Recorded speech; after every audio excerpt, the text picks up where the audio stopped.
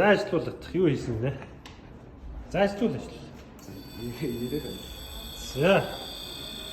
За яаж ажиллаж байгаа нэ тайлбарлах. Энэ аналог инпутын юу гомшаад тэгээд за хэдэн вольт орж байгаа. Одоо хэдийг өгсөн байна? одоо 4 вольт. За 4 вольтыг өгөөд за 4 вольт маань энд орж ирж байгаа юм тийм үү? За тэгээд тэрийг хаашаа гаргаж байгаа? Аналог аутпут руу инпутээр 4 орж ирснийг аутпутаар ингээд 4 гаргаж байгаа юм. За тэр нь давтан шуургачийн аналог орд руу орно. аналог тийм. За одоо хэдэн гэрцтэй вэ? 20 гэрц. За 4 дээр 20 гэрц.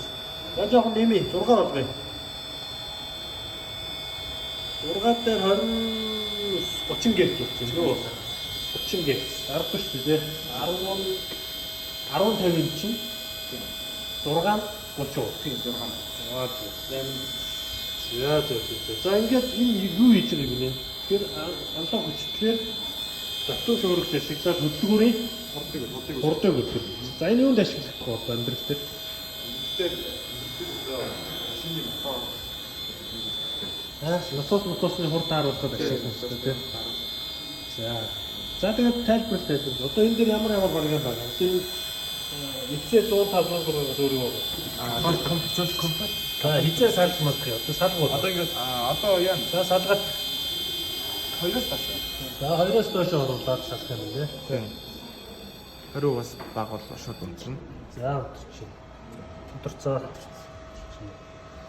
За энэ компьютер тэрийг шалгаж байгаа юм байна. Энэ доотлын компьютер бол 80% дэш ордог юм бол аваар гэлсэн. За аваа гэрч байгаа. Одоо энэ нөгөө 20 номоо асах юм уу? Үгүй наач биш Энэ 220 байна. энэ нөгөө 24 шин чит чадаагүй. Яг энэ дээр нөгөө юм тохиог. За нэг юмрхүү. Тэгэхээр за ус.